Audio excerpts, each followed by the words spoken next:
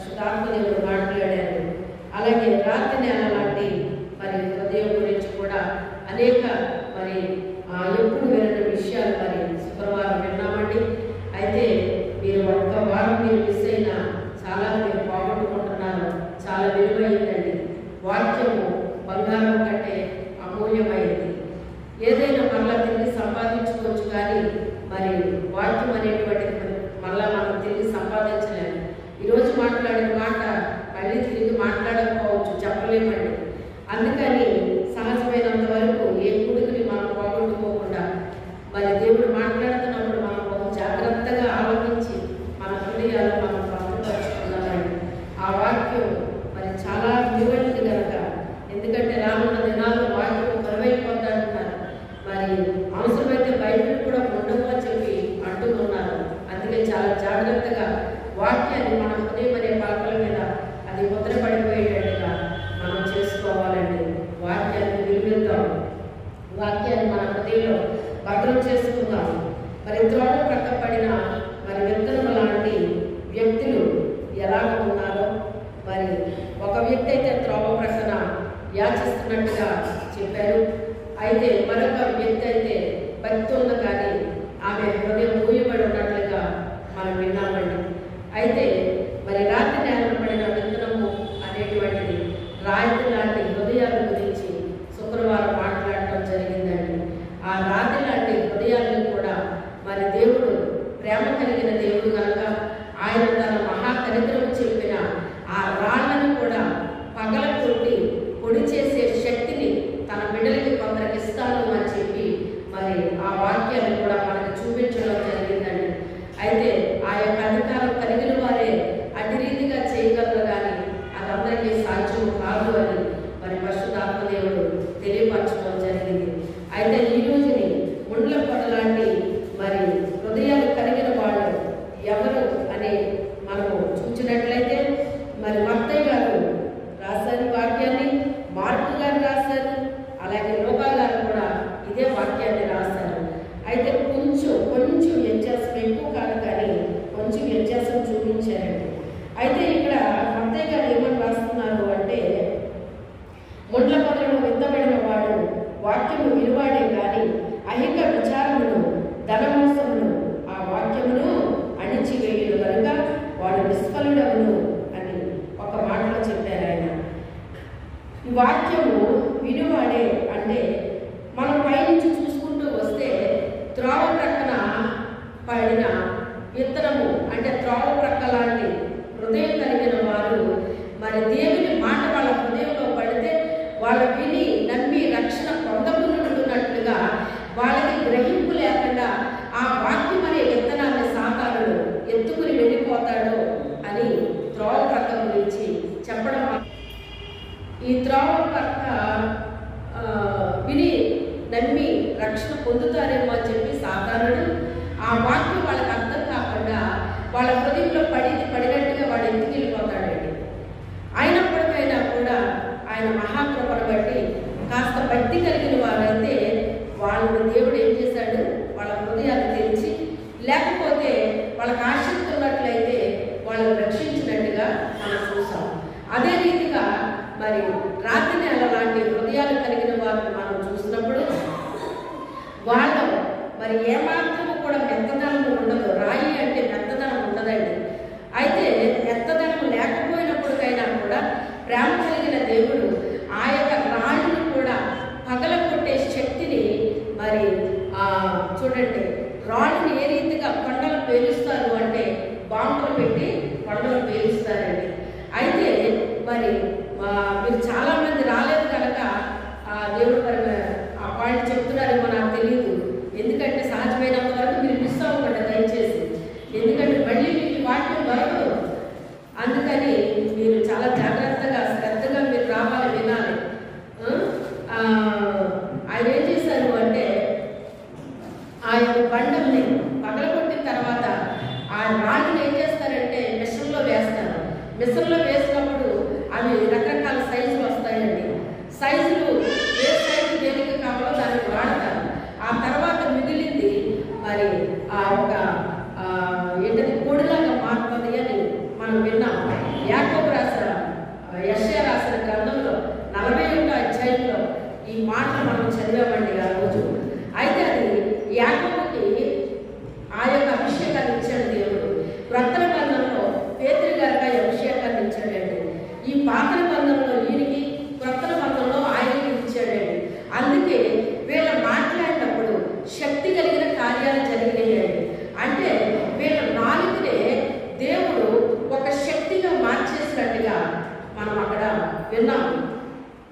వాళ్ళు మాట్లాడుతుంటే వాళ్ళ హృదయాలు కొరవబడి అని పేతురు గారి గురించి అపోస్తలుల రాసిన కార్యాలు 2వ అధ్యాయం 38వ వచనంలో అక్కడ మాట మనం చదువుతున్నామండి. అయితే ఇక్కడ యెషయాలో 41వ అధ్యాయంలో ఇక్కడ మనం చదివినప్పుడు యాకోబుతో దేవుడు మాట్లాడుతున్నాడు. యాకోబు నేను నా సొత్తువి అన్నాడు ఆయన. అందరినీ పట్టుకుని నా సొత్తు అని అన్నాడు ఆయన. ఎవరినైతే కొనుక్కున్నామో చూడండి, మనము ఏదైతే కొనుక్కున్నామో దాన్ని నా సొత్తు అంటాం. మనం అన్నింటినీ మన సొత్తు అని చెప్పమండి. అయితే కొంతమందిని కొనేసుకుంటాడు దేవుడు. ఆ కొనుక్కున్న వాళ్ళని నా సొత్తు అంటాడు. ఇంకా ఏంటి అంటే వెలుగులో నుంచి ఒకప్పుడు చీకట్లో ఉండి వెలుగులోకి వచ్చిన వారు కూడా దేవుని సొత్తు అవుతారు అని చెప్పేసి పేతురు గారు రాస్తున్నాడండి. ఒకప్పుడు మీరు చీకట్లో ఉన్నారు, ఇప్పుడు వెలుగులోకి వచ్చేసారు. ఆయన గుణాతిశయాలు ప్రచురం చేసే నిమిత్తము రాజులైన యాజక సమూహంలోకి ఇప్పుడు మీరు వచ్చారు. దేవుని సొత్తైన ప్రజలుగా మీరు మార్చబడ్డారు అని చెప్తున్నాడు. అంటే చీకటిలో ఉన్న వారు వెలుగులోకి వచ్చిన తర్వాత దేవుని యొక్క గుణాతిశయాన్ని ప్రచురం చేయాలి. తప్పకుండా చేస్తారు, చెయ్యాలి కాదు, చేస్తారు వాళ్ళంతే. నేను మీకు చెప్పాను, నాకెవ్వరు ప్రచురం చేయమని నాకు చెప్పలేదు. నేను బాల్యం దశ నుంచి ఆయన గుణాతిశయాన్ని ప్రచురం చేస్తూనే ఉన్నాను. ఇంకా చేయాలని నాకు ఆశ ఉందండి, ఇంకా చేయాలని ఆశ ఉంది. అయితే చేస్తాను, తప్పకుండా నేను చేస్తాను. ఆ నమ్మకం నాకు ఉంది. నా పట్ల ఆయన చిత్తం ఉంది. ఆయన ప్రణాళికలో నేను నా కుటుంబం ఉన్నాం కనుక తప్పకుండా మమ్మల్ని వాడుకుంటాడు. ఆయన ఉపయోగపడాలని ఆశ, ఆ తృష్ణ మాకుంది కనుక తప్పకుండా వాడుకుంటాడు ఆయన. ఎందుకు అంటే ఆయన ప్రణాళికలో మమ్మల్ని ఉంచుకున్నాడు. ఆయన నాది ప్రణాళికలో మమ్మల్ని ఉంచుకున్నాడు కనుక తప్పకుండా మమ్మల్ని వాడుకుంటాడు ఆయన. అయితే ఆయన నా సొత్తు అని చెప్పేసి అంటున్నాడు. ఆయన సొత్తుకి ఇచ్చాడంటండి అధికారాన్ని. అందుకే అంటున్నాడు, ఓ యాకోబు నేను ఎలా చేస్తానంటే నురుపిడి వ్రాలుగా చేస్తాను. నీకు పదులు పెట్టాను, నీకు కక్కులు పెట్టాను, పదులు పెట్టాను, నిన్ను నురుపిడి వ్రాలుగా చేస్తాను. నువ్వు కొండల్ని కొండలు నూరుస్తావు, వాటిని పొడి చేసేస్తావు, వాటిని పొట్టులాగా చేస్తావు. పర్వతాన్ని నూర్చే శక్తిని ఇచ్చాడు. చూడండి, అంటే దేనికి ఇచ్చాడు ఈ శక్తిని? తన నాలుకకి ఇచ్చాడండి. మరో చోట రాస్తూ ఆయన అంటాడు కదా, నా నాలుకని వాడి గల ఖడ్గంగా చేస్తావు నువ్వు అని మాట్లాడుతున్నాడండి యాకోబు. అంటే ఆయన నాలుకని దేవుడు ఒక ఖడ్గంలాగా మార్చేశాడు ఆయన. అంటే కొండలాంటి వ్యక్తులంటే వాళ్ళు, కొండలంటే ఏమనుకుంటున్నారు? కొండలాంటి బలమైన స్థిరమైన, అంటే వాళ్ళకి ఇక తిరుగులేదన్నమాట అండి. అలాంటి వ్యక్తులు వాళ్ళు. పర్వతాలు అంటే ఎవరైనా కదపగలరా? వాళ్ళు ఎవరో కదపలేరు వాళ్ళు. అలాంటి బలమైన జనాంగం అండి వాళ్ళు. అంత బలవంతుల్ని కూడా వాళ్ళని నువ్వు ఎలా చేస్తావు అంటే పొడి చేస్తావు, పొడి చేస్తావు.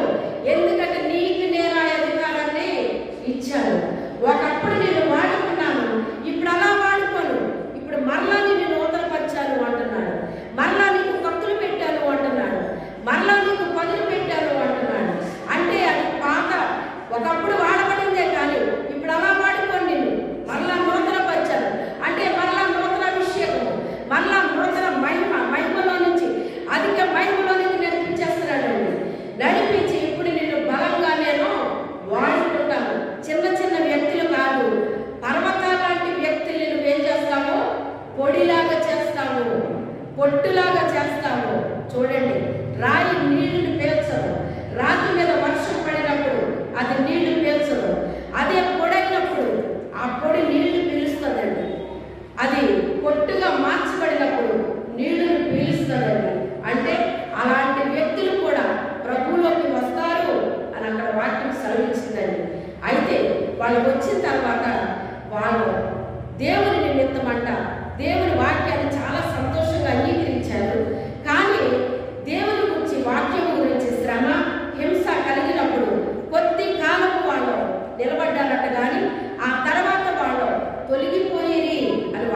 ఫలిస్తుందని. అంటే కొంతకాలం మాత్రం ప్రభువులో నిలబడ్డారు. ఆ తర్వాత శ్రమకు వాళ్ళు ఏం చేయలేకపోయారట, నిలబడలేకపోయారట. అందుకని శోధన కాలమందు వారు తొలగిపోయి అని వాక్యం చెబుతుంది. అయితే ఇప్పుడు ముళ్ళ పొద అంటే త్రోవ ప్రక్కనే వాళ్ళని దాటుకుని వచ్చారు. రాతి హృదయం లాంటి వ్యక్తుల్ని కూడా అంటే శ్రమని హింసని కూడా వాళ్ళు తట్టుకుని నిలబడిపోయారు. వాళ్ళని కూడా దాటుకుని వచ్చేసారు. అది వాళ్ళని కూడా దాటుకుని వచ్చారు. అంటే ఇప్పుడు వీళ్ళు శ్రమ అనుభవించారు, హింస అనుభవించారు, నిందలు అనుభవించారు. కానీ శ్రమ కాలంలో వాళ్ళు తొలగారు, కానీ వీళ్ళు తొలగలేదు. తొలగకుండా వాళ్ళని దాటుకుని ముందుకు వచ్చారండి వీళ్ళు. ఎవరు? ముండ్ల పొదలలో లాంటి హృదయం కలిగిన వాళ్ళు కదా, దాటుకుని వచ్చారు. దాటుకుని వచ్చిన తర్వాత దేవుడిలో ఎప్పుడైతే మనం నిలబడ్డామో, దేవుని కొరకు హింస అయినా, బాధ అయినా, శ్రమ అయినా, అవమానమైనా, నిందైనా ఎప్పుడైతే మనం అన్ని అనుభవించి అన్నిటికీ తాళుకుని నిలబడ్డామో, దేవుడు మనల్ని ఆశీర్వదించడం ప్రారంభిస్తాడు. ఏం చేస్తాడు? ఆశీర్వదించడం ప్రారంభిస్తాడు. ఇది చాలా జాగ్రత్తైన పాయింట్ అండి. ఇది ఎక్కడ మీరు నిలబడాలి, ఈ విషయంలో మీరు సక్సెస్ అయిపోతే అయినట్టే. దేవుడు ఆశీర్వాదాలు కుమ్మరించడం ప్రారంభిస్తాడు. ఎందుకని? శ్రమకు నిలబడ్డారు, నిందలు అనుభవించారు, అవమానాలు అనుభవించారు, ఎగతాళిలు, దేవుని నిమిత్తము అన్ని అనుభవించారు. ఆటంకాలు వచ్చినాయి, బంధింపబడ్డారు, అన్నీ జరిగినాయి. కానీ అన్నిటినీ వాళ్ళు దాటుకుని ముందుకు వచ్చేసారు. వచ్చిన తర్వాత దేవుడు ఆశీర్వాదించడం ప్రారంభించాడు. అది ఆత్మీయమైనదైనా శరీరానుసారమైనదైనా ఆశీర్వాదాలు రావడం ప్రారంభించింది. అర్థం చేసుకోండి.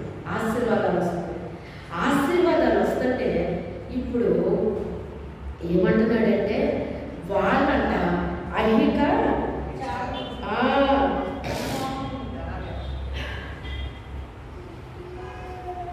వాక్యము వినివాడే కానీ ఐహిక విచారమును ధనవాసమును ఆ వాక్యమును అణిచివేయును కనుక వాడు నిష్ఫలుడవును. ఒకటి ఐహిక విచారాలు వచ్చినాయి అంటండి. ఏంటి అంటే ఏంటి? ఐహిక విచారం అంటే ఏంటి? భూ సంబంధించిన విచారాలండి. భూ సంబంధించిన విచారాలు అందరికీ ఒకలాంటి విచారాలు రావు. ఒక్కొక్కరికి ఒక రకమైన విచారాలు వస్తాయి. కొంతమందికి తల్లిదండ్రుల వాళ్ళ విచారం రావచ్చు, అన్నదమ్ముల వాళ్ళ విచారం రావచ్చు, అక్క చెల్లెళ్ళ వాళ్ళ విచారం రావచ్చు, బంధువుల వాళ్ళ విచారం రావచ్చు, ఇరుగు పొరుగు వారి వాళ్ళ విచారం రావచ్చు, స్నేహితుల వాళ్ళ విచారాలు రావచ్చు. ఇలా రకరకాల విచారం అంటే ఒక రకంగా ఉండదండి. రకరకాలుగా ఐహిక విచారాలు వచ్చినాయి అంట. ఈ విచారము బలంగా ఉండదు తెలుసా? కొన్ని చాలా బలంగా ఉంటాయండి.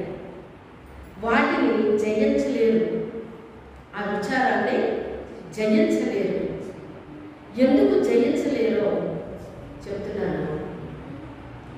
వాక్యం బలమైందా కాదా?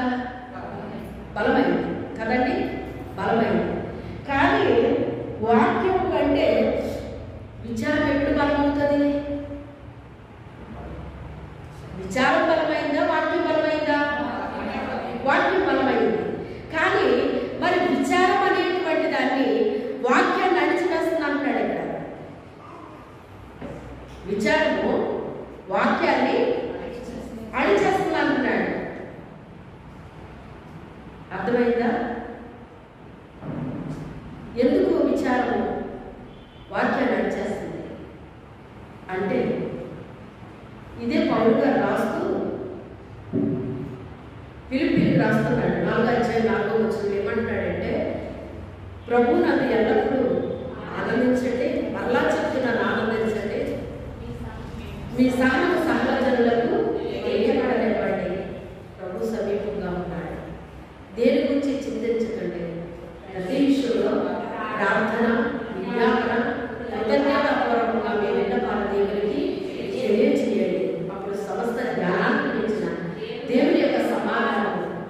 హృదయాలకి తలపులకి ఆమె ఉంటుందని వాక్యం చెబుతుందండి. వాక్యం చెబుతుంది. ఇప్పుడు ఈ వాక్యాన్ని ఏం చేయాలి మనం? వాక్యాన్ని ఏం చేయాలండి? విని కూడుకుంటే వాక్యం పనిచేయదు మనకి. ఓ చెవిని విని ఓ చెవిని వదిలేస్తామనుకోండి, వాక్యం పనిచేస్తుందా మనలో? పనిచేయదు. అది మన హృదయంలో భద్రపరచాలి. మనకి ఏ అవసరం వచ్చిందో ఆ వాక్యాన్ని లోపల నుంచి బయటికి తీయాలి. ఎప్పుడు ఏ అవసరం వచ్చిందో ఆ అవసరానికి తగిన వాక్యాన్ని మన హృదయంలో భద్రం చేసుకుంటే దాన్ని బయటికి తీస్తాం. మనకి చింత వచ్చింది, విచారం వచ్చింది, అప్పుడు ఈ వాక్యాన్ని బయటికి తీయాలి. మనం ఏమని ఇలా చెప్పాడు కదా పౌలు గారు, ఫిలిప్పీలకు చెప్పాడు కదా, మరి వాళ్ళకి చెప్తే నాకు చెప్పినట్టే కదా అని చెప్పి ఇప్పుడు ఈ వాక్యాన్ని ఏం చేయాలి? మనం బయటికి తీసుకోవాలి. అంటే తీసుకోవడం అంటే ఏంటి? ప్రతి విషయంలో ప్రార్థన చేయమన్నాడు కదా, మరి నేను ఎందుకు విచారిస్తున్నాను? దేని గురించి చింతించొద్దన్నాడు కదా, మరి నేను ఎందుకు చింతిస్తున్నాను? అనవసరంగా ఎందుకు నేను ఇలాగా నా టైం వేస్ట్ చేసుకుంటున్నాను? లేకపోతే దేవుని వాక్యాన్ని ఎందుకు నేను బలహీనం చేసుకుంటున్నాను? వాక్యాన్ని బలపరిచినా నువ్వే, వాక్యాన్ని బలహీనపరిచినా నువ్వే. అది నీలోనే ఉన్నది, నీలోనే ఉన్నది. నువ్వు వాక్యానికి ఓటేస్తే వాక్యం బలంగా నిలబడుతుంది. వాక్యం బలంగా ఉన్నది అంటే నువ్వు బలంగా ఉంటావు. వాక్యానికి నువ్వు పెద్ద స్పందించకపోతే, వాక్యాన్ని నువ్వు పెద్ద తీసుకోకపోతే వాక్యం బలహీనం అవుతుంది. అంటే వాక్యం బలహీనమైంది కాదు, నువ్వు బలహీనం చేసుకుంటున్నావు. వాక్యం బలమైందే, కానీ వాక్యం మీద నువ్వు పడకపోవడాన్ని బట్టి, ఆ వాగ్దానాన్ని పట్టుకోకపోవడాన్ని బట్టి, వాగ్దానాన్ని ఎప్పుడు కూడా మనం ఏం చేయాలి? పట్టుకోవాలి. ఏమండి, మన తండ్రి మనకి చెక్ బుక్ ఇచ్చాడండి. నాన్న ఇదిగో నువ్వు వాడుకో అని మనకి ఇచ్చాడు. ఇచ్చినప్పుడు బుక్కులు పట్టుకుని మా నాన్న చెక్ బుక్ ఇచ్చాడు అని మన పెట్టులో పెట్టుకుని బీరువాలో పెట్టుకుంటే ఎవరన్నా రూపాయలు మన చేతులకి చెప్పండి, ఏం చేయాలి? ఏం చేయాలండి? బ్యాంకుకి వెళ్ళాలి. వెళ్ళి నీకు ఎంత అమౌంట్ కావాలో అంత డ్రా చేసుకోవాలి. అనవసరంగా చేయకూడదు. మనకు ఎంత అవసరమో అంతే చేసుకోవాలి. దాన్ని ఖర్చు పెట్టుకోవడానికే కదా మన తండ్రి ఇచ్చాడు మనకి. అలాగే ఈ వాగ్దానం అనేటువంటిది ఆ డబ్బు కంటే ఇంకా ఎక్కువంటిది. ఆ డబ్బు కంటే ఇంకా ఎక్కువది. వాగ్దానం మనకి ఇచ్చాడు, అది నువ్వు వాడుకోవాలి. అది బైబిల్లో పెట్టేసి, బైబిల్లో పక్కన పెట్టేసి, లేదా మన తలకలు చెప్పుకుని మన బ్యాగ్లో పెట్టుకుని ఓ పక్కన పెట్టేస్తే ఇది మనం స్వతంత్రించుకోలేము. ఆ బైబిల్ ఉన్న వాక్యాన్ని మనం ఏం చేయగలగాలి? స్వతంత్రించుకోవాలి, వాడుకోవాలి మనం దాన్ని. లేకపోతే బ్యాంక్ మేనేజర్ గారు వచ్చి, అమ్మ ఇగో మీ నాన్నగారు నీకు ఇది ఇచ్చారు, ఇగో ఈ డబ్బు తీసుకొని ఇస్తారా మన ఇంటికి వచ్చి? చెప్పండి, ఇస్తారా? మనకి 3 వాగ్దానాలు ఇచ్చాడు దేవుడి పిల్లలు. ఆ వాగ్దానాలు మనం ఏం చేసుకోవాలి? తీసుకోవాలి. తీసుకుని దాన్ని మనము వాడుకోవాలి. చింత వచ్చేస్తుంది. చింత రాకుండా ఎవరికైనా ఉంటుందండి? ఎప్పుడైనా నాకు ఎప్పుడు రాలేదండి అసలు చింత చేయి చూపించండి. అల్లుళ్ళు చెప్పండి, సంతోషంగా. ఎవరికి రాకుండా ఉంటుంది? ప్రతి ఒక్కరికి వస్తుందండి. చింత అనేటువంటిది చాలా భయంకరమైనది. సాతాను బాణాల్లో ఒక బలమైన బాణం చింత. ఆ చింత అవసరమైతే మనిషిని చంపేస్తుందండి. అది చింతించి చింతించి విచారించి లాస్ట్కి వాళ్ళండి బెంగ పెట్టుకుని చచ్చిపోయారండి అంటారు. చింత అనేటువంటి మనిషిని ఏం చేస్తుంది? చంపేస్తుంది. అంత శక్తి ఉంది దాన్ని. కానీ దాన్ని మనం ఏం చేయాలి? శక్తి విహీనం చేయాలి. మనం దేవుని బిడ్డలం కదా, దేవుడు వాళ్ళకి వాగ్దానాలు ఇచ్చాడు కదా. ఆ వాగ్దానాన్ని పట్టుకుని మనం దాన్ని ఏం చేసుకోవాలి?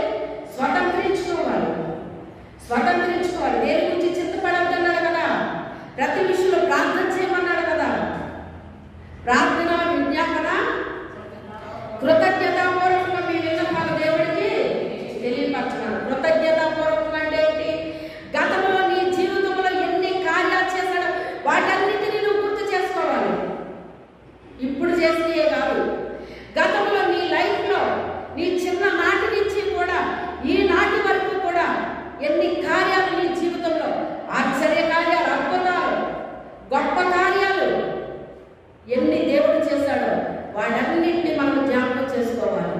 చేసుకుని పలానా టైంలో ఇలా చేసావు, పలానా టైంలో ఇలా చేసావు, ఇన్ని గొప్ప కార్యాలు నా జీవితంలో చేసావు, ఇన్ని ఆశ్చర్య కార్యాలు చేసావు, ఎవరికీ జరగని నా జీవితంలో జరిగించావు ప్రభా. ఇది కేవలం నీ కృప నాయన. ఇన్ని జరిగించావు తండ్రి నా జీవితంలో. ఈ కార్యం కూడా తప్పకుండా నా జీవితంలో నువ్వు జరిగించగలవు. ఏమనాలి? నువ్వు జరిగించగలవు, జరిగిస్తావు. నమ్ముట నీ వలనైతే నమ్ము వారికి సమస్తము సాధ్యమే, సమస్తము సాధ్యం. అది ఆ చింత అనేటువంటి అహిక విచారాలు వాక్యాన్ని ఏం చేస్తున్నాయంట? అణిచివేస్తున్నాయంట. ఆ వ్యక్తి హృదయంలో వాక్యం ఉందా లేదా? వాక్యం ఉంది, కానీ ఈ విచారాలు ఆ వాక్యాన్ని ఏం చేస్తున్నాయంట? అణిచేస్తున్నాయంట. విచారం హెచ్చుగా ఉంది, వాక్యము తక్కువలో ఉంది, తక్కువలో ఉంది. అంటే ఈ విచారం పెట్టి బలమైన వాక్యాన్ని అది అణిచేస్తుంది. ఎందుకు అంటే నువ్వు విచారానికి ఇచ్చిన చోటు వాక్యానికి ఇవ్వట్లేదు. నువ్వు విచారానికి ఇచ్చిన సమయము దేవుని వాక్యానికి ఇవ్వలేకపోతున్నావు. అందుకే వాక్యాన్ని బలహీనపరుచుకుంటున్నావు. ఎవ్వరో కాదు, నువ్వే బలహీనపరుచుకుంటున్నావు. ఎవరో బలహీనపరచట్లేదు. నీలో వాక్యం ఉంది, విచారం ఉంది, రెండు ఉన్నాయి. ప్రతి వ్యక్తిలోకి కూడా విచారము వస్తుందండి, రాదని నేను చెప్పను. ప్రతి వ్యక్తిలోకి వస్తుంది, ప్రతి వ్యక్తిలోకి వస్తుంది. అయితే అది సాతాను కార్యం అన్నది. ఈ విచారాలు అనేటువంటి అది దైవ కార్యము కాదు, సాతానుడి కార్యము. అనవసరమైన చింత పెట్టాలి తెలుసా? మీరు హ్యాపీగా ఉండండి, ఏదో ఒకటి మీకు గుర్తు చేస్తాడు. గత జ్ఞాపకాలు ఏదో విచారాన్ని మీరు జ్ఞాపకం చేస్తాడు. అప్పటి వరకు మీరు హ్యాపీగా ఉంటారు. ఆ సంతోషం వెళ్ళిపోతాం మీకు తెలియదు. వెంటనే కృంగిపోతారండి మీరు. ఇదేంటి ఇప్పటి వరకు మీరు సంతోషంగానే ఉన్నారు కానీ ఏమైంది?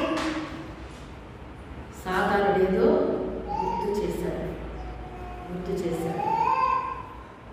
అందుకే ఈ సంతోషం అంతా కూడా ఎండిపోయిందో వీళ్ళకి తెలియదు. విచారంలో మునిగిపోతారు, దుఃఖంలో మునిగిపోతారు. రకరకాల ఆలోచనలు, రకరకాల తలంపులతో నిండిపోయి ఆ సంతోషం మరలా తిరిగి వాళ్ళలోకి రావాలి అంటే చాలా టైం తీసుకుంటారు. ఇది సాతానుడు పన్నిన పన్నాలు, గుర్తుపెట్టుకోండి. ఇది దేవుడు చేసే కార్యం కాదు, సాతానుడు పన్నిన పన్నాలు. నువ్వు సంతోషంగా ఆనందంగా ఉండడం సాతానుడికి ఇష్టము ఉండదు, ఇష్టము ఉండదు. రక్షించబడిన వ్యక్తే, మారుమనసు పొందిన వ్యక్తే, కానీ దుఃఖము దుఃఖము, విచారం విచారం, చింత చింత, వీటితో మునిగిపోతున్నారు. ఈ రోజుతో నీలో ఉన్న చింత ఎగిరిపోవాలి. సాతానుడికి లయపరచబడాలి, దేవుని కార్యం జరగాలి. ఒకసారి ఒక ఇంటిని దర్శిద్దామని చెప్పి యేసన్న గారు వెళ్ళారట. వెళ్ళినప్పుడు ఆ ఇంట చాలా విచారంగా కూర్చుందట. కూర్చుంటే ఈ అమ్మ అలా ఉన్నాము అని అడిగితే ఆ ఆదివారం చర్చ కూడా రాలేదంటారు. రాకపోతే ఈయన అడిగినప్పుడు ఏ అమ్మ రాలేదు చర్చ కంటే, ఏం రానయ్యా, ఇది పరిస్థితి అని చెప్పేసి బోర్డు ఏడ్చేస్తుందంటారు. ఏడ్చేస్తుంటే ఏటమ్మా ఎందుకు ఏడుస్తున్నావు, ఏం జరిగింది, ఏం జరిగింది, మీ ఆయన గారు ఏమన్నా అన్నారా, తిట్టారా, కొట్టారా, ఏమన్నా అన్నారా, ఏంటమ్మా, లేదా పిల్లల పరిస్థితి బాగాలేదా, ఏం జరిగింది, ఏం జరిగిందని ఆయన అడుగుతుంటే, ఏమీ కాదన్నయ్యా, ఈయనగా చచ్చిపోతే నా పరిస్థితి ఏమైపోతుందో అని ఒకటే దుఃఖం అన్నయ్య అని అడుగుతున్నాడ. అమ్మ సైతానా ఇలా పట్టేశావా అని చెప్పి, సరేనమ్మా మా గురించి ప్రార్థన చేద్దాము అన్నారట. మా గురించి ప్రార్థన చేసి గద్దించినప్పుడు ఆమె నుంచి ఆ సైతం వెళ్ళిపోయిందంటాడు. ప్రార్థన చేసేటప్పటికి ఆమెలో ఉన్న దురాత్మ ఆమె పడగొట్టేసి వెళ్ళిపోయిందంట. కొన్నిసార్లు అలాగే ప్రార్థన చేయకుండా వచ్చిపోరేడు మంది. ఇక్కడ కాదు, మేము పాత్రలో ఉన్నప్పుడు గొడవలు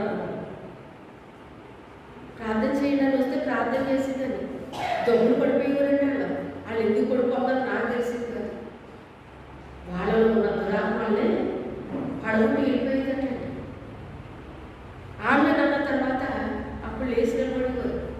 ఏమైంది అంటే ఏమోనండి తెలియదండి, ఏదో పోయిందని ఆలోచించండి. అంటే వాళ్ళలో అది నివాసం ఉంటుందండి. కొంతమందిలోకి వస్తూ ఉంటుంది. వచ్చి వాళ్ళు బాగుంటారు, హ్యాపీగా ఉంటారు. కానీ అవసరమైన దొంగ పెట్టేస్తుంది అనమాట. పెట్టేస్తుంది. అయితే ఆ రీతిగా మొత్తం మీద ఆమె నుంచి వెళ్ళిపోయిందంట. అప్పుడు సంతోషంగా ఉన్నారట. ఆయన వచ్చారట అంతలోకి. వాళ్ళు ఆయన గారు ఏమైందండి ఆయన అక్కడ అలా పడిపోయింది ఏంటంటే అవి ఏమి లేదురా బాబు, కాస్త లేదు మంచిది పట్టించాలన్నాడట. చూసారా, ఆయన చచ్చిపోతాడేమో అని ఏమొచ్చిందంట. ఎవరు పెట్టారు ఇది? అందరూ బతుకుతారండి? చెప్పండి, అందరూ బతుకుతారా? గ్యారెంటీగా బతుకుంటారా? అన్నారే. ఎవరికి ఎంతవరకు టైం ఉంటే అంతవరకు ఉంటారు. ఎవరి టైం అయితే వాళ్ళు వెళ్తారు. కానీ ఆ మనిషిని చూసారా ఎలాగ దుష్టుడు మోసం చేశాడు. ఆది నుంచి వాడు అబద్ధికుడు, మోసగాడు. వాడు మోసం చేస్తాడు. అందుకే ఇలా రకరకాలుగా మనిషికి ఏం చేస్తాడంటే చింతలు పెడతాడు. అంటే నీకు ఆ రకమైన చింత రాకపోవచ్చు, కానీ ఇంకో రకమైన పెడతాడు. నీకు అందరికీ ఒకేలాంటి పెట్టడు సుమండి, ఒక్కొక్కరికి ఒక్కో రకమైన పెడతాడు అనమాట. నువ్వు దేని గురించి బాధపడుతున్నావో దాన్నే ఒక ఆయుధంగా తీసుకుంటాడు. ముఖ్యంగా నువ్వు దేని కొరకు బాధపడుతున్నావో అది వాడికి ఆయుధమైపోతామా, జాగ్రత్త. దాన్ని ఒక ఆయుధంగా తీసుకుని నీ మీదే వాడతాడు. నిన్ను కృంగ తీసేసి బలహీనం పరిచేసి ఆ అవసరమైతే ఒక రోజులా తయారు చేసేస్తాడండి. అనారోగ్యానికి గురైపోయేటట్టు చేసేస్తారు. చూడండి, చెందుతున్న వాళ్ళకి అనారోగ్యాలు త్వరగా వస్తాయండి. త్వరగా వస్తాయి, బలహీన పడిపోతారు. అయితే అహిక విచారాలు తర్వాత ఏమంటున్నాడు? ధన మోసం వలన అంటున్నాడు. అంటే ధన మోసం ఏంటి చెప్పాడు. వాళ్ళని ఆశీర్వాదించడం ప్రారంభించాడు దేవుడు. ఆశీర్వాదించడం ప్రారంభించేటప్పటికి ఈ ఆశీర్వాదాలను వీళ్ళు ఏం చేశారు? ఇప్పుడు పట్టుకున్నారట. అబ్బా, ఇది చాలా బాగుంది. నిజంగా ఒకప్పుడు పరిస్థితి ఇలా లేదు, కానీ ఇప్పుడు పరిస్థితి చాలా బాగుంది అని ఇక కోరికల మీద కోరికలు, కోరికల మీద కోరికలు. కోరికలు ఏమైపోయి అంటే గుర్రాల్లో పరిగెడతాం మాట్లాడతారు. ఏమైపోతాయి? గుర్రాల్లో పరిగెడతాయి. అదే యాకోబు గారు రాస్తున్నాడు. అధ్యాయం ఒకసారి మీరు చెప్పండి. యాకోబు రాసిన పత్రిక తీయండి. కొంతమందికి ఎందుకు ఇవ్వడంటేనంటే ఆశీర్వాదాలు అందుకే ఇవ్వనన్నాడు అనమాట. యాకోబు రాసిన పత్రిక 4వ అధ్యాయం 1వ వచనం చదవండి. మీలో యుద్ధములను పోరాటములను దీని నుండి కలుగుచున్నవి. మీ అవయవములలో పోరాడు మీ భోగేచ్ఛల నుండియే కదా. మీ ఆశించుచున్నారు కానీ మీకు దొరకలేదు. నరహత్య చేతులు మత్సరపడుతులు కానీ సంపాదించుకొనలేదు. పోరాడుతులు యుద్ధము చేతులు కానీ దేవుని అడగనందున మీకేమీ దొరకదు. మీరు అడిగినను మీ భోగుల ఇష్టము వినియోగించుటకై దురుద్దేశముతో అడుగుదురు కనుక మీకేమీ దొరకలేదు. చాలండి, చాలు. మీలో యుద్ధాల పోరాటాలు దేని నుంచి వస్తున్నాయి? మీ అవయవాల్లో పోరాడు మీ భోగేచ్ఛల వల్లనే కదా. భోగ ఇచ్చలు అంటే భోగానికి సంబంధించిన కోరికలండి. ఆ కోరికల వల్ల యుద్ధాలు వస్తున్నాయట. మీరు ఆశిస్తున్నారు కానీ మీకు దొరకట్లేదు. నరహత్య చేస్తారు, మత్సర పడతారు. మత్సరం అంటే చెడ్డ కళ్ళు, అసూయ. కానీ సంపాదించుకోనలేదు. పోట్లాడతారు, యుద్ధం చేస్తారు, కానీ దేన్ని అడగనందున మీకేమీ దొరకదు. పోట్లాడుతున్నారు, అన్నీ చేస్తున్నారు, కానీ దేన్ని మీరు అడగట్లేదు. అంటే ఎవరిని అడగట్లేదు? దేవుణ్ణి అడగట్లేదు అని మళ్ళీ వెంటనే ఏమంటున్నాడంటే, ఒకవేళ మీరు అడిగినా మీరు భోగాల నిమిత్తము వినియోగించడానికి దురుద్దేశంతో అడిగితే అది మీకు దొరకలేదు. దేని గురించి అడగకూడదట? మనం భోగాల నిమిత్తం అడగకూడదట. మరి దేన్ని అడగాలి? మనము అవసరాన్ని బట్టి అడగాలి. దేన్నైనా ఎలాగ అడగాలి? మనం ఆయన మహిమైశ్వర్యాన్ని బట్టి మన ప్రతి అవసరాన్ని కూడా ఆయన తీరుస్తాడు. భోగాల నిమిత్తం అడుగుతున్నారు కనుక మీకు ఏది కూడా దొరకట్లేదు అంటున్నాడు. దొరకట్లేదు అంటున్నాడు. వ్యభిచారులారా, ఈ లోక స్నేహము దేవునితో వైరమని మీరు ఎరుగరా? కాబట్టి ఎవడు ఈ లోకముతో స్నేహం చేయకూడదు వాడు దేవునికి శత్రువగును. అంటే దేవుణ్ణి అడగాలి కానీ భోగాల నిమిత్తం అడగకూడదట. ఇక్కడ ఏం చెప్తున్నాడంటే, ధనము మిమ్మల్ని ఏం చేస్తుంది? మోసం చేస్తుంది. అందుకే కీర్తనలో ఏమంటాడంటే, పగలు ఎండ దెబ్బైనను రాత్రి వెన్నెల దెబ్బైనను నీకు తగులవు అంటున్నాడు. పగలు ఎండ దెబ్బ ఏంటి, రాత్రి వెన్నెల దెబ్బ ఏంటి అంటే 2 దెబ్బలు మనిషికి తగులుతాయి అంటండి. పగలు అంటే ఎండ దెబ్బ తగులుతుంది, రాత్రి అంటే వెన్నెల దెబ్బ తగులుతుందండి. వెన్నెల దెబ్బ అంటే చూడండి,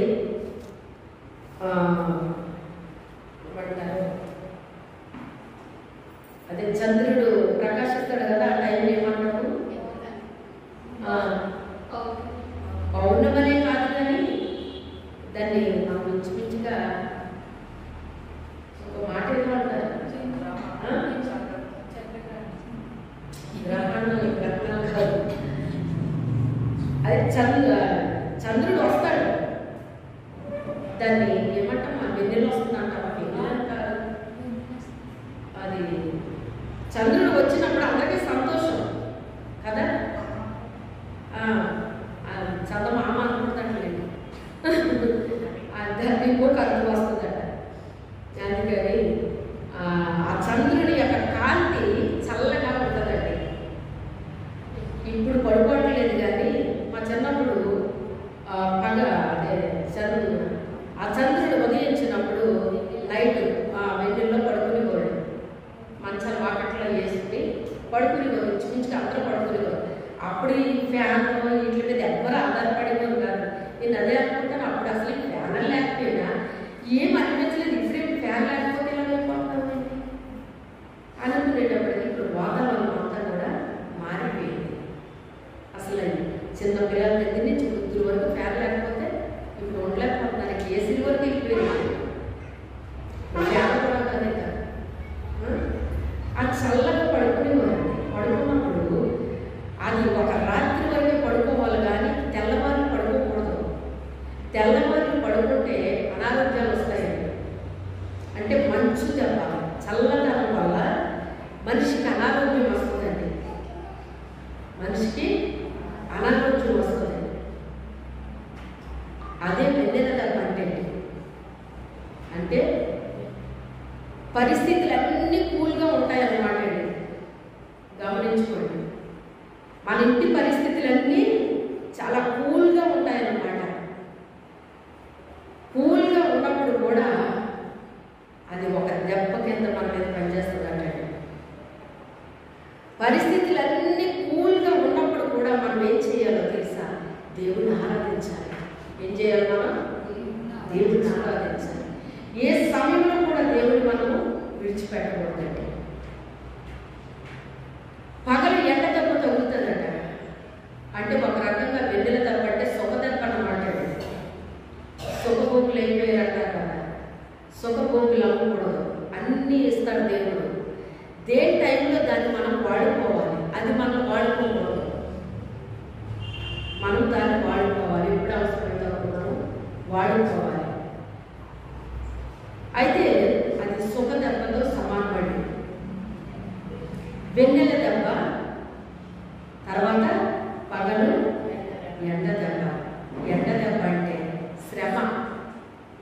శ్రమ. చూడండి, మనం ఎండలో వెళ్ళి అలాగా ఉన్నామనుకోండి, ఎండలో పనిచేసేవారు ఎంతసేపు పనిచేసిన వాళ్ళకి ఏమనిపించదండి. ఎండలో పనిచేయని వాళ్ళు వెళ్ళి ఎండలో కాసేపు మనం 1 గంట 2 గంటలు అలా నిలబడ్డాం అనుకోండి, ఎలా ఉంటుంది మనకి? పళ్ళు తిరిగి వచ్చేస్తాం ఇంట్లో. ఎందుకని? ఎండ దెబ్బ నాకు పడదండి అంటారు. అంటే శ్రమలు. అదే చెప్తున్నాడు దావీదు. పగలు ఎండ దెబ్బ, రాత్రి వెన్నెల దెబ్బ నాకు తగలకుండా చేస్తావు. అంటే శ్రమ కాలంలోని దేవుని కాపుదల మనకు ఉండాలి. సుఖంగా ఉన్నప్పుడు కూడా దేవుని కాపుదల మనకి ఉండాలి. అన్ని సుఖంగా మనకు ఉన్నప్పుడు కూడా దేవుడు మర్చిపోతారు సుమా. అందుకే మర్చిపోకూడదు. ఇశ్రాయేలీయులు ఐగుప్తు దేశంలో బానిసలుగా పనిచేశారు. దేవుడి దగ్గర బాగా ఏడ్చారు. ప్రభా, ఎంతకాలం ఇలా బానిసలుగా చేయాలి? ఇంతేనా మా పరిస్థితి? మమ్మల్ని రక్షించవా, మమ్మల్ని కాపాడవా అని ఏడిస్తే, ఏడ్చి మూలిగితే దేవుడు మోషేని పంపించి విడుదలిచ్చి ఆయన ఎర్ర సముద్రాన్ని 2 పాయలుగా చేసి ఆరిన నేలను నడిపించి మన్నాతో పోషించి ఎండ దెబ్బ తగలకుండా రాత్రి అగ్ని స్తంభంగా మారి వెలుగుగా మారి వాళ్ళకి ఏమాత్రము మార్గాయాసం రాలేదటండి. వాళ్ళు అంటే నడిస్తే ఏమొస్తుంది? రాలేదటండి. వాళ్ళ కాళ్ళు మాయలేదు, వాళ్ళ బట్ట మాయలేదు, వాళ్ళతో పాటు బట్టలేదు పోయి, చెప్పులేదు పోయి, ఇన్ని సౌకర్యాలు వాళ్ళ జీవితంలో జరిగించాడండి దేవుడు. ప్రతి ఒక్కరు కూడా తెల్లారి తెలిసి కొడుకు తినాలి కదా. ఈవేళ ఎవరైనా భోజనం చెప్పారనుకోండి, మనకి అమ్మయ్య ఈరోజు వడసేయట్లేదు అనిపిస్తుంది కదా. కానీ మళ్ళీ మనం సాధ్యం చేసుకోవాలి కదా, లేకపోతే రేపు చేసుకోవాలి కదా. తప్పుతుందండి, తప్పదు. కానీ ఆ ఒక్క రోజైనా వంట చేయించాడండి దేవుడు. అసలు లైఫ్లో మర్చిపోవచ్చండి. ఒక్కరోజు కూడా వంట లేదు అంటే ఎన్ని సేవ్ అవుతాయి మనకి? వంట లేదు అంటే గిన్నెలు కడగక్కర్లేదు కదా. అన్నీ సేవే, టైం సేవే, అన్నీ సేవే. ఈవేళ వంట లేక అసలు ఖాళీగా ఉందనిపిస్తుంది కదా. అలాంటప్పుడు వాళ్ళకి 40 సంవత్సరాలు వంట లేకుండా దేవుడు చేసి భోజనం పెట్టాడు అంటే ఇంకా అడిగారంటే ఏమనుకోవాలండి? ఇంకెప్పుడు ఈ సన్నిసారం లేదు, మన్నానే తినాలా అని అడిగితే ఈ మేఘం కింద ఉండి అది తినకూడదండి. వాళ్ళు ఎండలో పనిచేసిన వ్యక్తి తిన్నట్టుగా ఏసీలో కూర్చున్నవాడు తినకూడదండి. ఎండలో పనిచేసే వాళ్ళకే వాళ్ళు తిన్న అరిగిపోతాయి. వాళ్ళకి ఏసీలో కూర్చుంటే మనకు అరగదు.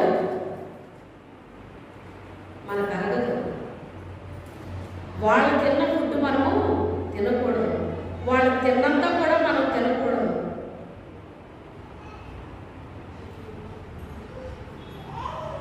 మనం ఎంత తినాలో అంతే తినాలి, ఎలాంటిది తినాలో అలాంటిది తినాలి. కానీ వీళ్ళు అక్కడ మాంసం తినకూడదండి. వీళ్ళు మేకల కింద ప్రయాణం చేస్తారంటే తగలట్లేదు అక్కడ. అందుకని ఆ వాతావరణాన్ని బట్టి వాళ్ళకి ఏ పని లేదు కాబట్టి మాంసం వాళ్ళు తినకూడదండి.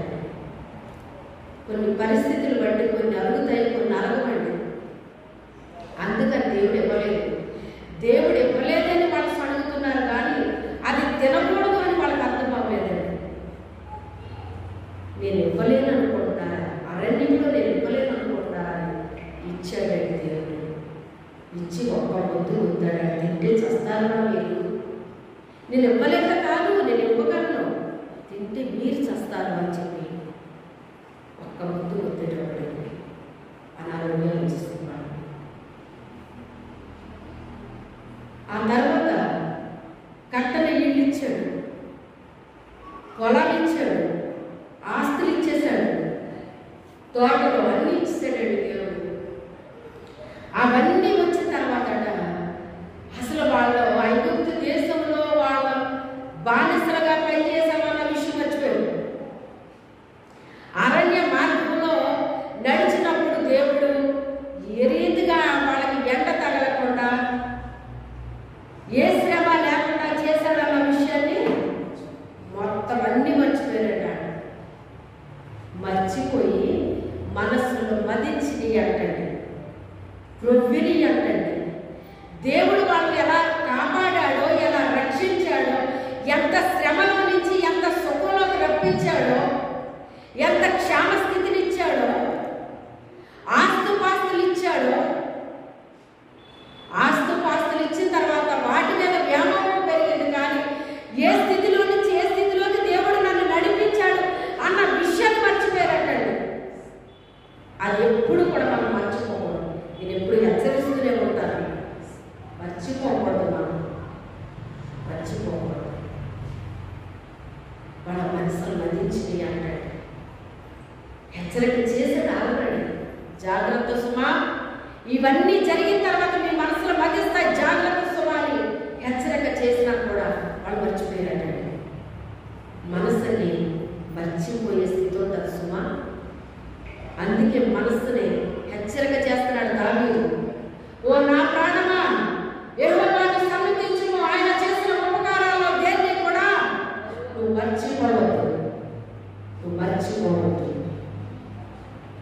గొర్రెల దొడ్లో నుంచి రాజుగా చేశాడు నన్ను. నా ప్రాణమా, ఎప్పుడు కూడా నా దేవుణ్ణి మర్చిపోవద్దు, మర్చిపోవద్దు. గత స్థితిలో ఏంటో, ఈ రోజున స్థితి ఏంటో ఎప్పుడు మర్చిపోకూడదు. మర్చిపోకుండా ఏం చేయాలో తెలుసా? కృతజ్ఞతాస్తుతులు చెల్లించాలి. ప్రభా, ఒకప్పుడు నా పరిస్థితి ఇది, ఈరోజు నా పరిస్థితి ఇది. తండ్రి, నువ్వే కదా నాకు సహాయం చేస్తావు. నువ్వే కదా నా ప్రతి పరిస్థితిలో నుంచి నన్ను ఈ రీతిగా అంచెలంచెలుగా పైకి తీసుకొచ్చావు తండ్రి. ఈ రోజు నీ స్థాయిలో ఈ స్థితిలో ఉన్నానంటే ఇది నీ కృపే కదా, నీ కృపే కదా, నీ కృపే కదా. ప్రతి దినము చెప్పుకోవాలి మనం. ఒక్కరోజు కాదండి, ప్రతి దినము చెప్పాలి దేవుడితో మనం. ఈ రోజు ఇలా ఉన్నానంటే ఇది నీ కృప, ఇది నీ కృప, ఇది నీ కృప. ఏ వ్యక్తి చెప్తారో ఆ వ్యక్తి ఇంకా ఆశీర్వాదంలో వెళ్తారు. ఎందుకు వెళ్ళావు? ఆశీర్వాదాలు స్వతంత్రించుకుంటారో తెలుసా? అది మర్చిపోలేదు కనుక, వాళ్ళ స్థితిని వాళ్ళు మర్చిపోలేదు కనుక వాళ్ళు ఇంకా ఇంకా ఇంకా పైకి తీసుకెళ్ళిపోతాడు దేవుడు. దానియేలుని అంత ఉన్నత స్థితిలో ఎందుకు పెట్టేశాడు అనుకుంటున్నారు? అతను పరాయి దేశానికి వచ్చినా కూడా దేవుడు మర్చిపోలేదు. తన దేవుడిని హైలైట్ చేశాడు కానీ ఎప్పుడు మర్చిపోలేదండి ఆయన. ముఖ్యుడిగా చేశాడంట ఆ దేశంలో. ఇక తన తర్వాత వాళ్ళే కనుక పైవాళ్ళు లేరండి, అంత ముఖ్యుడిగా చేశాడు దేవుడు. అయినప్పటికైనా కూడా శ్రమ వచ్చేసింది, శ్రమలోకి వెళ్ళే పరిస్థితి వచ్చేసింది. అయినా కూడా దేవుని విడిచిపెట్టలేదు. యెహోవా యందు భయభక్తులు గల వారి చుట్టూ ఆయన దూత కావలి నుండి వారిని రక్షించడం లేదా? దేవుడు రక్షించాడు. ఏ పోస్టు నుంచి బయటకు పంపారు అదే పోస్టులో బయటకు పెట్టేశాడు దేవుడు. తీసుకుని దేవుడికి అసాధ్యమైన ఏదైనా ఉందా? ఏమీ లేదు. ఒకవేళ మనుషులు వియుక్తుల చేత రకరకాలు పలుతూ ఉంటారండి, ఏమీ రావని నేను చెప్పడం వస్తాయి. కానీ ఎక్కడి నుంచి కిందకి పెట్టేశారు మళ్ళీ అదే స్థితిలో పెడతాడు దేవుడు. మనం యథార్థంగా ఉంటే ఆయనకి అసాధ్యమైంది ఏది లేదు, ఏది లేదు. ధన మోసము, అహిక విచారాలు, ధన మోసము వాక్యం ఏం చేసినాయి అంట? అణిచివేసినాయి అంటండి. మార్కు సువార్త కూడా ఒకసారి తీద్దాం. 4వ అధ్యాయం మార్కు సువార్త 4వ అధ్యాయం 19వ వచనం.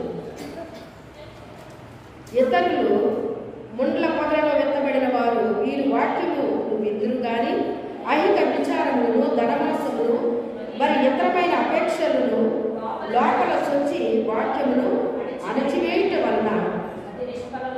నిష్ఫలం. ఈయన కొంచెం ఇంకో మాట కలిపాడు ఇక్కడ. ఏం కలిపాడు?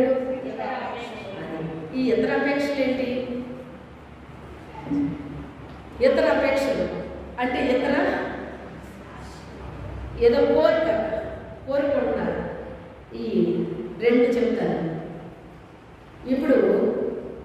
ఇప్పుడే చెప్పాను మీకు ఒకటి. ఇశ్రాయేలీయులు మన్నాన్ని కురిపిస్తే దేన్ని అపేక్షించారేమో? మాంసాపేక్ష కలిగిన వారై రాయబడింది సంఖ్యాకాండంలో. అవన్నీ చూపిస్తే మీరు చాలా భయపడతారు. సంఖ్యాకాండంలో ఉంటుంది, అది చూసుకోండి.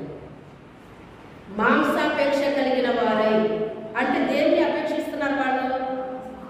మాంసాన్ని. అంటే వాళ్ళకి పెట్టిన ఫుడ్ ఎలాంటి ఫుడ్ పెట్టాడు దేవుడు? దేవదూతలు తినే ఆహారాన్ని వాళ్ళకి పెట్టాడు. అసలు దేవదూతలు తినే ఆహారం వాళ్ళకి అసలు తగిన వాళ్ళకి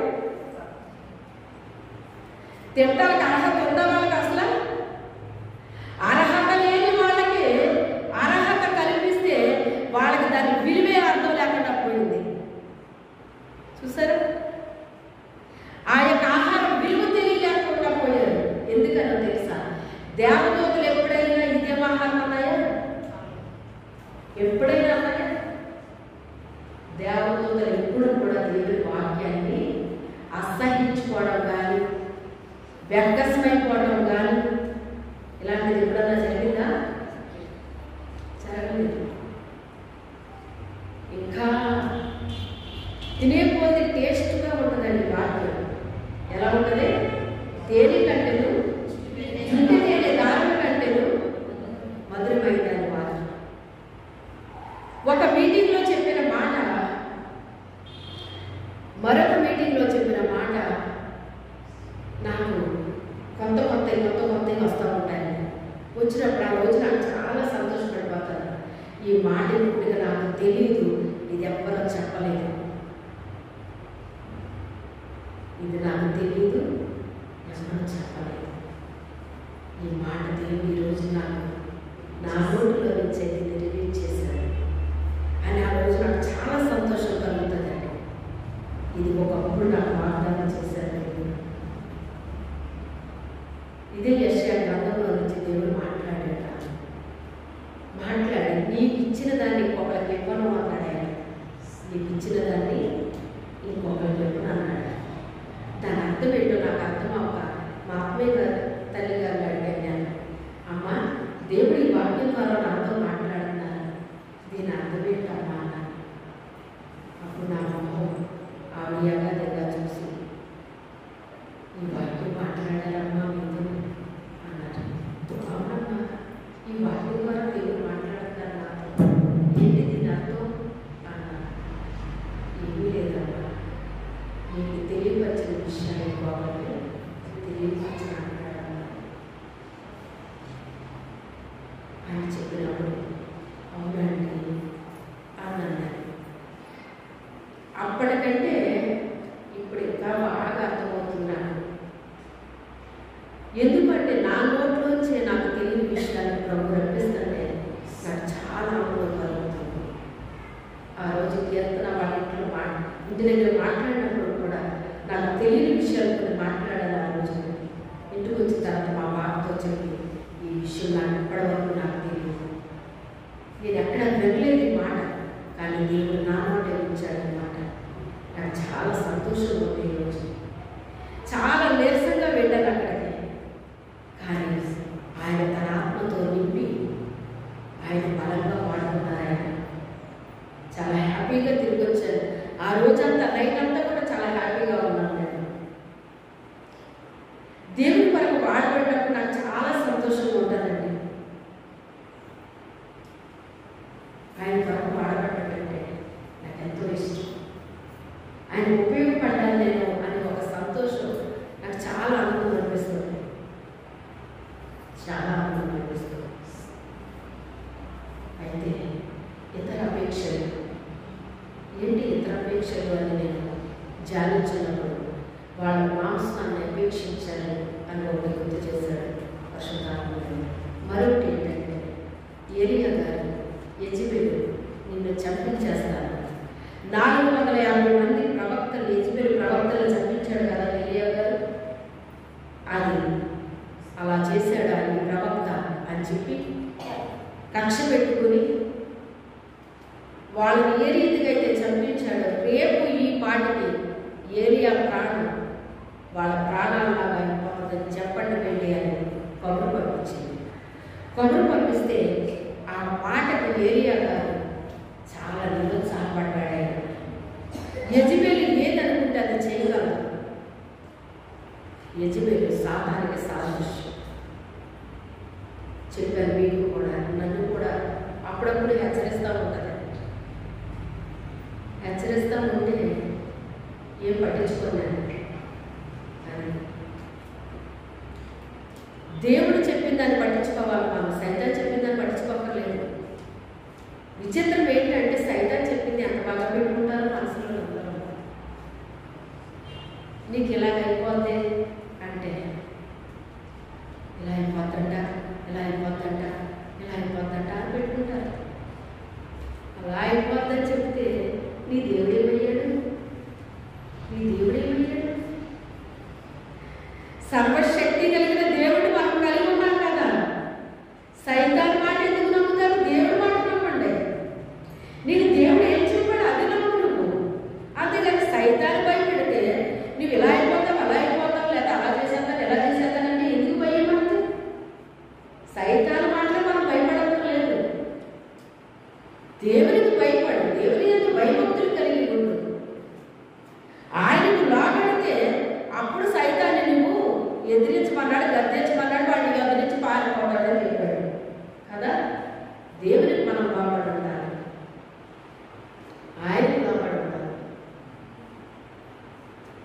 అతను ఏం కోరుకున్నాడంటేనంట, ఇక ఎంత మట్టుకు చాలు, నా పితరుల కంటే నేను గొప్పవాడిని కాదు, ఇక నన్ను తీసేసుకో అని రాజుల గ్రంథంలో ఉంటుంది ఈ మాట. మరణాపేక్ష కలిగిన వాడై ఏం అపేక్షిస్తున్నాడట? మరణాన్ని అపేక్షిస్తున్నాడంట ఆయన. ఇక నాకు మరణమే, ఇంకెందుకు వచ్చింది? ఇంకా మరణమే, నాకు మరణమే. ఇక బ్రతకడం కంటే చావడం మేలు. ఇంకొక ఆయన కూడా చావడం కోరుకున్నాడు. ఎవరైనా చెప్పగా కాకుండా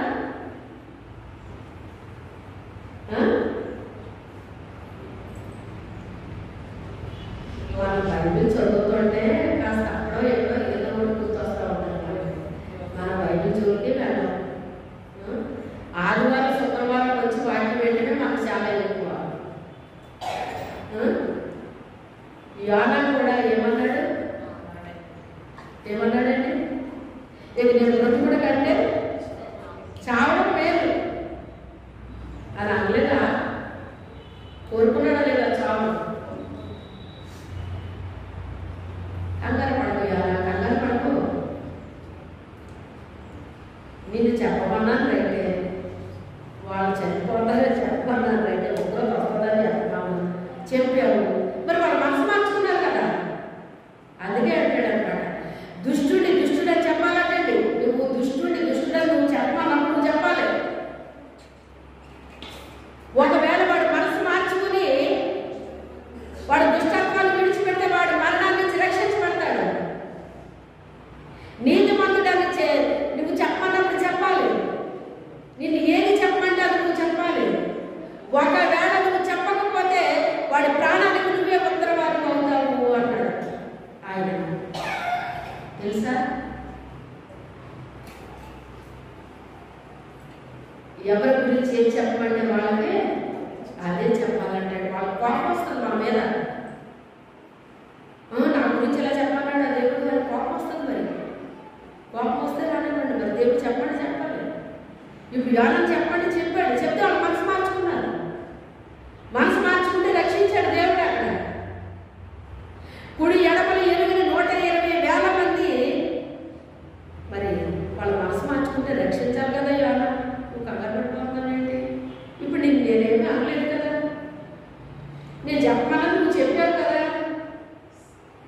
వాళ్ళు రక్షించబడ్డారు, సంతోషమే కదా అని దేవుడు యోనాని కూల్ చేసి అతనికి కాస్త బుద్ధి చెప్పాలని చెప్పేసి అతనికి ఒక కూర్చున్న చోట ఒక సొర చెట్టుని మొలిపించి అతనికి నీడనిచ్చేటట్టుగా చేసి మళ్ళీ ఆ రాత్రిలోనే ఒక పురుగును పుట్టించి దాన్ని కట్ చేయించాడు.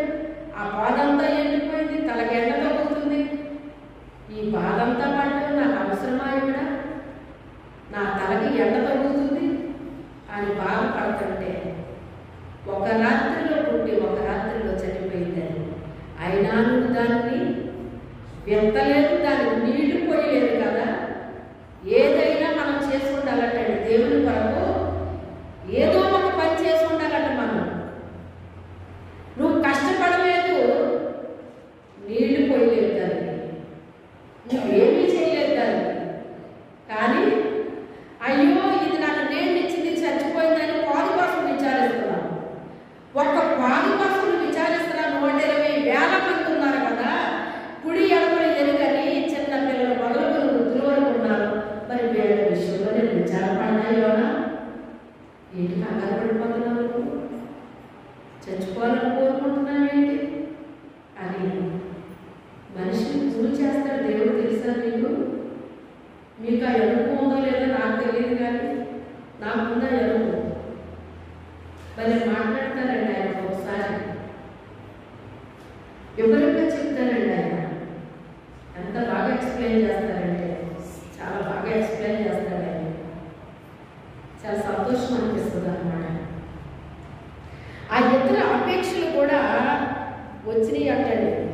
వచ్చి ఆ వాక్యాన్ని లోపలికి చొచ్చుకుని వచ్చేసినాయి అంటండి. అవి లోపలికి చొచ్చుకుని వచ్చేసినాయి అంట. వచ్చేసి వాక్యాన్ని అణిచివేయటం వలన అది నిష్ఫలమగును. అంటే నిష్ఫలమైపోయింది అది. ఇది నిష్ఫలం అవడానికి కారణం ఏంటి? ఒకటి ఐహిక విచారము, ధనమోసము, ఇతర అపేక్షలు ఈ లోపలకు చొచ్చుకుని వచ్చి ఈ వాక్యాన్ని అణిచేయడం వల్ల నిష్ఫలమైపోయింది అంటాడు. వాక్యం ఉంది లోపల, వాక్యం లేకుండా లేరు ఉంది. కానీ ఇవన్నీ తన హృదయంలో ఉన్న కారణాన్ని బట్టి వాక్యం కంటే వీటిని బలహీనమైపోయి వాక్యం నిష్ఫలమైపోతుంది అంటాడు. ఇంకొక మాట చెప్తాను. లోకా రాసిన సువార్త 8వ అధ్యాయంలో కూడా ఈ మాట మనం చూద్దాం. చూడండి 8:14. ముండ్ల పొదలో పడిన విత్తనము కోరిన వారెవరనగా విని కాలం గడిచిన కొలది ఈ జీవన సంబంధమైన విచారముల చేత గలరోగముల చేతను అణిచివేయబడి పరిపక్వముగా ఫలింపని వారు. ఈయన ఇక్కడ ఇంకో కొత్త మాట వాడారు. ఆయన కూడా ఏ చెప్పారు, కానీ పరిపక్వంగా ఫలించలేదటండి వాళ్ళు. అంటే ఫలించారా లేదా? అంతే కదా. మరి పరిపక్వంగా ఫలించలేదనే మాట వచ్చింది అంటే వాళ్ళు ఎంతో అంతా ఫలించారు, కానీ పరిపక్వత లేదండి. చూడండి, మామిడి పండు బాగా పండిన పండుని మీరు ఇష్టపూర్వకంగా తింటారు. సరిగ్గా పండలేదనుకోండి, అది ఎలా ఉంటుంది? కొంచెం పులిపొట్టదు కదా, ఇది ఇంకా ముగ్గాలి అంటారు. అలాగే సీతాఫలాన్ని కూడా చూడండి, కొన్ని సీతాఫలాలు సరిగ్గా అది తయారవకుండా కోసేస్తారు. కోసేయటంలో అది ముగ్గుతుందండి, అంటే మెత్తపడుతుంది. టేస్ట్ ఉంటుందా? చెప్పండి. టేస్ట్ ఉండదు. ఎందుకని? అది పరిపక్వంగా ఫలించలేదు. అది మంచిగా తయారయ్యి ముగ్గిన ఫలము టేస్ట్గా ఉంటుంది. అంటే అది చక్కగా తయారయ్యింది. అది అయితే ఇక్కడ చక్కగా తయారయ్యింది ఎవరు అంటే మంచి నేలని విత్తబడినవారు. మంచి నేలని విత్తబడినవారు వాళ్ళు ఈ 3 దాంట్లో వచ్చేసారు. వాళ్ళకి అన్ని విచారాలు వచ్చినాయి, ధనం వచ్చింది, ఆస్తి ఐశ్వర్యాలు వచ్చినాయి, అన్నీ వచ్చినాయి. కానీ వాటిని జయించేశారటండి వాళ్ళు. ఇతర అపేక్షలు కూడా వచ్చినాయి అంట. ఒక్కొక్కసారి వాళ్ళకు కూడా ఎందుకు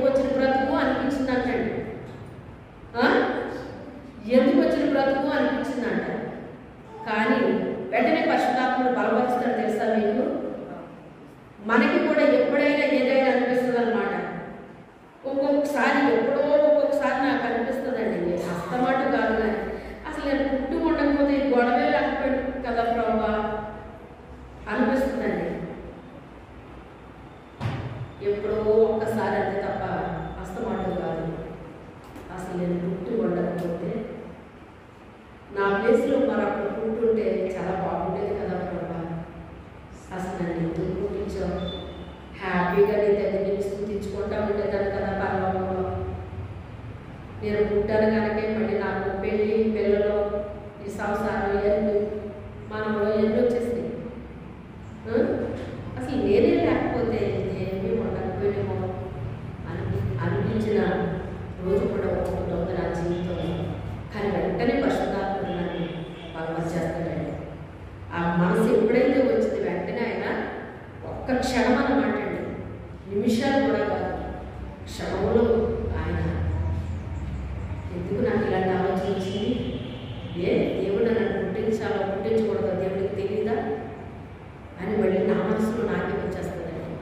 వచ్చేసి ప్రభావాలను క్షమించి మీకు తెలుసు కదా,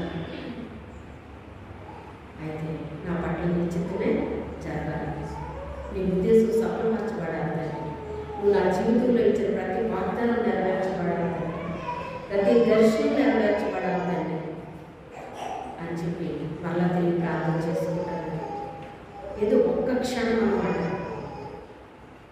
ఎవరికైనా ఏదైనా ఒక్కొక్క టైంలో రాకుండా మానేది, కానీ ఏదో ఒక టైంలో తప్పకుండా వస్తుంది, కానీ దాన్ని నువ్వు ఎగరగొట్టేయాలన్నమాట. అవును నిజమే, అసలు ఎందుకు పుట్టాను ఏంటి అది ఇది అని నేను ఏడ్చుకుంటా కూర్చుంటే అసలు ఏంటి నేను మీకు కనీసం వాక్యం కూడా చెప్పలేదు, ఏం చేయలేదు నేను అసలు. కానీ పక్షులు రాకుండా మానవు, పక్షులు మన నెత్తి మీద ఎగురుతూనే ఉంటాయి. ఎగరకుండా ఉండవై సాతానుడు తిరగకుండా ఉండడు, తిరుగుతాడు. తిరుగుతూ తిరుగుతూ నీ దగ్గరికి వస్తాడు, వచ్చి ఎదురు చెప్తాడు. చూసావు నీ పరిస్థితి ఎలాగైపోయిందో? ఆయన నమ్ముకున్నా ఏం ప్రయోజనం నీకు? ఆ ఇరుగమ్మ చూడు, ఆ మురుగమ్మ చూడు ఎంత హ్యాపీగా ఉన్నారా, నువ్వు చూడు ఎలా ఉన్నావు, ఇలా చెప్తాడు మనకి. నేను ఎలా ఉన్నాను, నేను బాగా ఉన్నాను కదా అని చెప్పాలి కదా. నా దగ్గరికి వచ్చి కొంతమంది నిరుత్సాహ మాటలు మాట్లాడతారు. వాళ్ళేంటో నా బరువు భారం అంతా మోసముళ్ళ చెప్తారండి. నా సంగతి ఏంటో నా దేవుడు చూసుకుంటాడు. అది ఒక్కటే మాట చెప్తాను, నా సంగతి ఏంటో నా దేవుడు చూసుకుంటాడు. నారు పోసిన దేవుడు నీళ్లు పోయడా? నన్ను పుట్టించిన దేవుడు నాకేం కావాలో తెలియదా? ఏ సమయంలో ఏం చేయాలో నా దేవుడికి తెలియదా? నాకంటే ఎక్కువ ఆయనకే తెలుసు. నా గురించి నాకే తెలియకపోవచ్చు, కానీ నా గురించి నాకంటే ఎక్కువ ఆయనకే తెలుసు. మంచి నేల పడిన విత్తనం అంటే యోగ్యమైన మంచి మనసు కలిగిన వారు వాక్యం వింటారట, వాళ్ళ హృదయంలో భద్రపరుచుకుంటారట, వాక్య ప్రకారంగా జీవిస్తారట, ఓపికతో ఫలిస్తారట. 30 వంతులు కొంతమంది ఫలిస్తే, 60 వంతులు కొంతమంది ఫలిస్తే, 100 వంతులు కొంతమంది ఫలిస్తారట. ఎవరు వాడు? యోగ్యమైన మంచి మనసు కలిగిన వారు. యోగ్యమైన మంచి మనసు మనకుంటే మంచి నేల అంటే మంచి హృదయాలు మనకి. మన హృదయాన్ని బట్టి మనం